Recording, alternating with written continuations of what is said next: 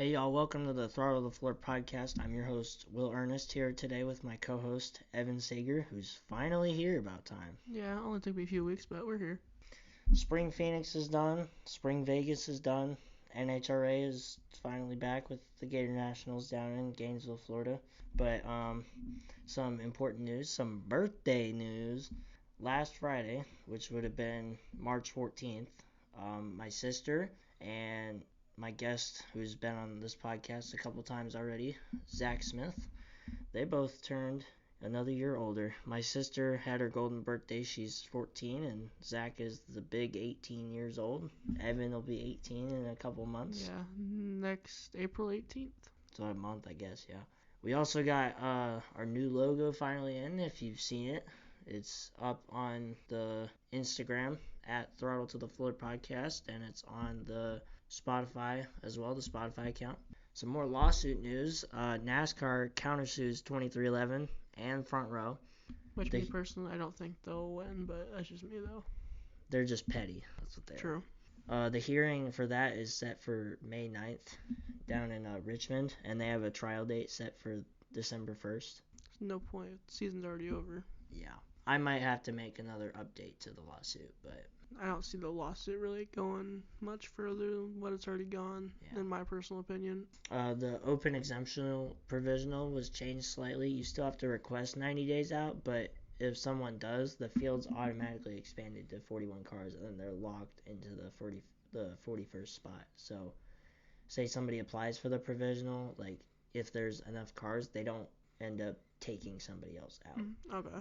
Xfinity and Truck are rumored to go to Canada in Montreal in the summer of next year, 2026, with Cup the year after.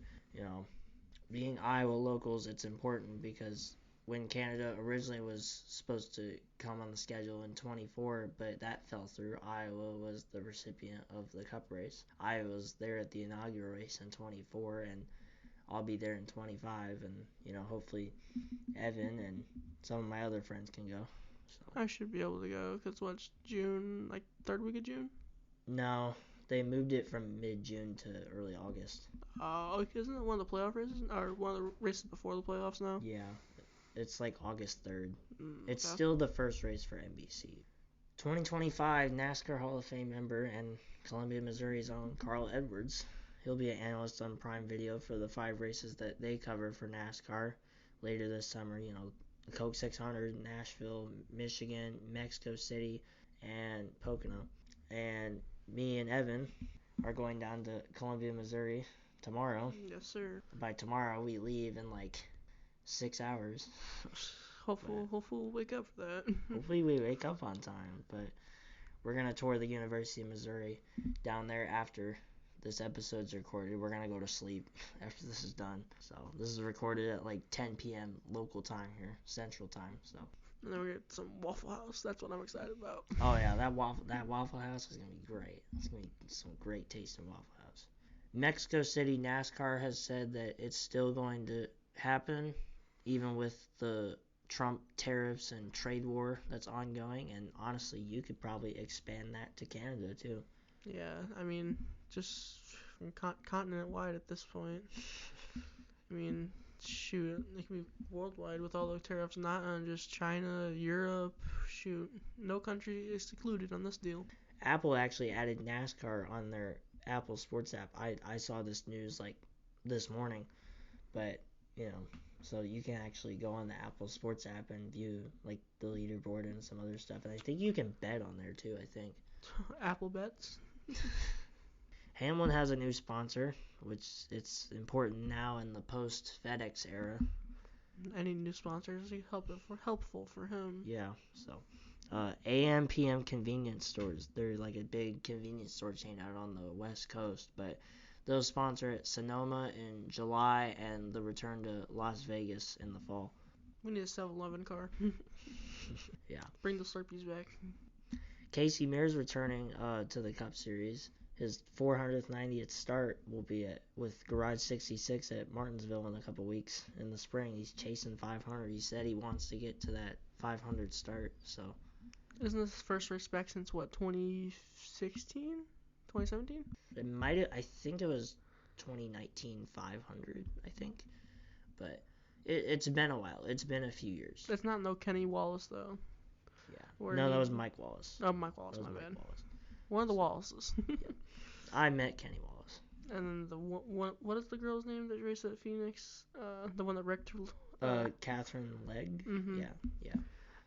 Controversy, which I understand, but like you gotta get it from her point of view too. Yeah. It wasn't her fault, but I mean I get why Suarez is mad, which I can respect, but you can't be that mad when it's a new Cup Series driver trying it out.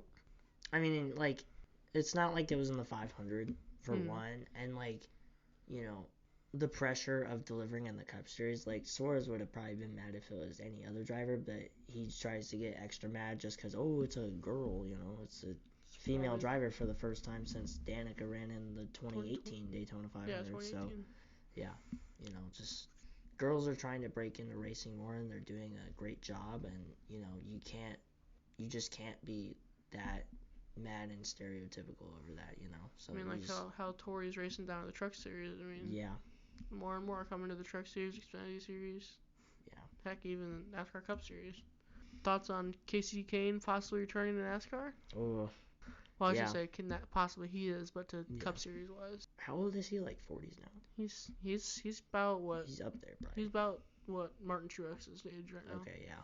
So he might I think he'll make a couple Cup starts. Honestly, I mean maybe, but obviously first, you know, you got the Xfinity race at Rockingham. That's gonna be good, especially since Xfinity's the main show that weekend with Cup being off. So, you know, I'm gonna be tuning into that race. I think we all are. I mean, I can say for myself because what Saturday night racing at Rockingham? I think it's at like 5. I think. Well, perfect. Like that means I can watch it. Maybe so. But that'll be interesting. I'm serious how he'll run for his first respect since what 2018. Yeah, 2018 Southern 500, I think, or maybe it was Indianapolis. One of the two. Yeah, something like that. And then he left due to like personal issues, I believe. He kind of pulled a Carl Edwards. But I'm excited to see him back. I feel like Carl Edwards should get another shot in NASCAR. He could probably run a couple races somewhere too. He could probably run an open car with 2311. That'd be kind of weird though to have Carl Edwards as a driver for Denny Hamlin. Honestly, he could probably run an open car for like Junior Motorsports since like Dale Jr. and Edwards, they're both on Prime. Yeah, I mean, I could definitely see that, but with his background, did he ever drive a Chevy though? I think he was only a Ford and Toyota guy, because 99 was all Ford, 19 was Toyota. Yeah, I don't think he ever drove a Chevy. I don't think he's ever affiliated with Chevy. I mean, you look at Kurt Busch, he's won with Ford and Toyota and Chevy and Dodge. He won with them all. True. So. And I mean, Dodge could come back too, or at least they filed the application with Ram to join the Truck Series in like 26. 27. Yeah. 27's like. Because Cadillac's coming to F1 or is it F1? Or it's one of the open car series, but they're coming to one of the open car series, which I'm very excited about. Just another GM team coming to. It's one of the open car teams. I think it's Formula One, but I have to check. It sounds Formula One, but it could be IndyCar too. So, some penalty news that we didn't mention, that we weren't able to mention on the last episode a couple weeks ago. But Briscoe, with his penalty reverse, that gave Mason, he was -8. He was 82 points back, but now he led by 18 prior to Phoenix. Now after Las Vegas, he leads by 44 points. Yeah, well, I'm -75. I want to die. Yeah. Evans 75 points back. You got Mason leading the points by 44 over me. I jumped into second place after Chastain finished 5th today at Las Vegas, and then Zach is third, 4 points behind me, so he's 48 back in the lead. So. And I'm like 30 points behind him. Yeah. Some slight. I can make that back up next week with a Tyler Reddick win or Denny Hamlin win. Either way, I'll be happy. And then Cindric got fined $50,000 and docked 50 points for that right rear hook of Ty Dillon at Coda, which, I mean, there's a lot of controversy too. Like, you know, like, sure, right rear hooking somebody at like 50 miles an hour on pit road is different than right rear hooking somebody at 180 miles an hour at Charlotte Motor Speedway, but like, it's still right rear hooking somebody. Exactly. He should have been suspended into the wall or a wall or towards a wall. Like, I mean, you could draw a line somewhere, but like if you're going to draw a line somewhere, then draw a line. It kind of reminds me of the Bubba Wallace incident at Las Vegas a couple of years back. Yep. But like he should have been suspended. Yeah, don't get me wrong, because that ruined Christopher Bell's championship run that year. Yeah. And I mean, they did suspend Chase Elliott a race when he right hook Hamlin on the wall. But yes, that was a much more scary impact than what it happened with Ty Dillon. But he still should have been suspended just based on the angle it was. Same with Bubble that year. Well, 22, Bell got caught up in that wreck with Bubba and Larson, but that was also when he won the Hale Mellon race at Martinsville. So true. But so and like thinking of the championship, like like if it was full season points or whatever, like I would have taken a hit, but like he won at Martinsville 2 weeks later, and it's like the championship comes down to one race. Not a lot of people want that, and everybody has different opinions on it. And I wrote a really long, I guess, hypothetical story on that I wanted to publish or put somewhere, but it wasn't able to. I mean, that thing is long. That thing was like 3,500 words. Dang. But I went into like TV numbers and lead changes and racing reference stats. I went into everything. So I'll show you it. I mean, me personally, I think the NASCAR playoffs have definitely tweaked a little bit. I mean, the winning you're in, I think needs to go away. Don't get me wrong, it definitely helps the smaller teams with like a Daytona towards the end of the year, or like example of the Atlanta races, like stuff like the super speedways winning you're in. I feel like needs to change, but I don't know what they could go to still make it fair for the little teams that get that win. Me personally, I think they need to change it, at least tweak it just a tiny bit to more based on points and wins, kind of like how the old NASCAR Cup Series used to be. Yeah. But that's just my personal take on it, though. The option tires at Phoenix were really good. I mean, you saw like an example like Priest in stage 1, he went from like 33rd to 3rd in like the second half of the stage, so I think it was really good. And all our picks were 1, 2, 3, 4 in stage 2, but then of course Blaney blew his motor. Yeah, like we don't talk about that. So. Don't get me wrong, I was definitely happy about Blaney blowing up his engine. Mind you, I kind of forgot that he was my pick for the race, so that was when even with all the late cautions, Bell won his 3rd race in a row by like half a car length. And then I promptly told Mason, who's also been a guest on the first 2 episodes, you're not picking Bell. And while I do like how I manage the points here for this little, I guess, league of sorts that we're having between me and Evan and Zach and Mason, like I think I'm going to change it to how NASCAR does it with the Survivor pool next year with the 36 charters and the 36 races where you pick one driver and you don't use them for the rest of the year. Mm-hmm. So yeah, I kind of like that idea. Yeah. But like keep how I have the points, so. But then that would make an issue of like a BJ McLeod just wrecking out in the middle of a race for no reason. But I mean, I feel like there should be a rule you can't pick a driver like 3 times in a row, 2 to 3 times in a row. I feel like that would be more fair. Or maybe I do something like you can't pick a driver more than like twice a year. Yeah, like 2 to 3 times a year, maybe. I say 2 to 3, yeah. 1 is kind of a little wild, especially the lower charter teams like a BJ McLeod Racing. Cody Ware. AJ Allmendinger for the win at Coda. What? Imagine Zach picking AJ Allmendinger just randomly because he had no other picks. Wins at the Roval. Yeah. NHRA returned with their opening round at Gainesville. Naturally, Central Florida, there's a bunch of rain. It was raining.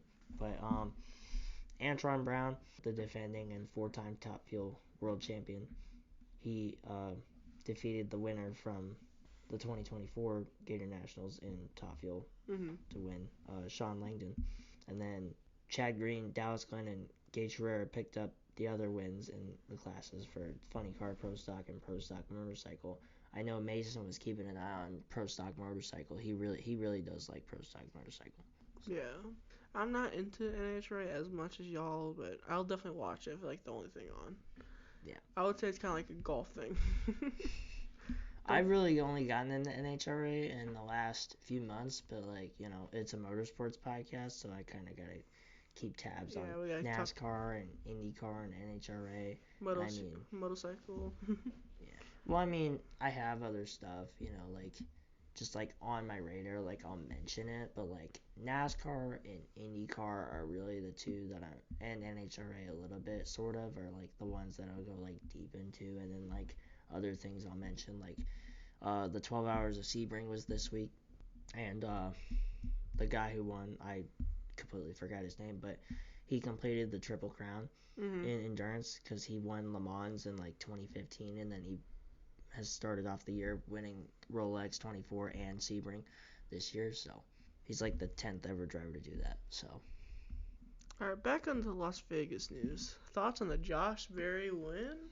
it was, I knew he had speed, but I did not think he had winning speed. But I mean, he ran like top 5 at Phoenix, and obviously like the Wood brothers being Penske affiliate, they have good super speedways speed, but like winning at Las Vegas, like as your first career win, nonetheless. He's the first ever driver in the history of Las Vegas, and they've been running Cup races since 1998. Yeah. But he's the first ever driver to get their first career win at Las Vegas. And typically mile and a half, typical cookie cutter mile and a half, that's really a track that you can see surprise winners or first time winners, but it's usually not the first place that comes to mind. I mean, I have experience like Bowman's first career win at 2019 Chicago, and I was there for that race. That was like a 3-hour, 18-minute rain delay, but I was there for that race. It's not impossible, but it's there. Yeah, I mean, Las Vegas is not like a cookie cutter. It's kind of like a Kansas. So any racing there's great. I mean, from going in turn 1 4 wide and then lap later they're single file. I mean, that's a downfall of mile and a half. But that first lap and a half of racing, cinema. Our picks all started like 11th through 19th. They all started pretty mid-pack, even though Chastain was like fastest in practice. But Cindric won stage 1, being the 9th different stage winner in 9 stages, and then Larson broke that streak by winning stage 2. So Bell was running okay, but then he got hit with a pitting outside the box penalty, which really kind of killed him. Yeah, I think personally Logano would have won if he did not have that pit road penalty, or not pit road penalty, just that very slow stop at the last caution of the race. Yeah, I saw that Logano was implementing fuel saving, and I'm like, what is this, last fall? I mean, Stretch the fuel tank. It was about to be a fuel mileage race too before that last caution came out with Noah Gragson. When he blew the tire and hit the wall with his right front. I mean, it was going to turn into that. That's why Hamlin and Reddick had to pit because they were running on gas. They tried a strategy that did not work, and it made him fall back in traffic. And Hamlin finished like 25th, I believe. Yeah, Hamlin was 25th. Busher, which was Mason's pick, finished 13th. Bell with Zach finished 12th, and then I picked Chastain, who finished 5th, luckily. So I've strung together a few good weeks. Bowman was 9th at Coda. Byron was 6th, won the pole and stage 1 at Phoenix last week, and then Chastain 5th. He was the only one to even lead laps today, so that tacks on 5 points extra for me. So that's how I managed to jump up to like 2nd in points. Major weekend next weekend. I don't know if you've looked at the calendar, but you got a NASCAR tripleheader with Truck, Xfinity, and Cup all at Homestead, who's of course still trying to secure the finale for 2026, which hope and pray, I guess.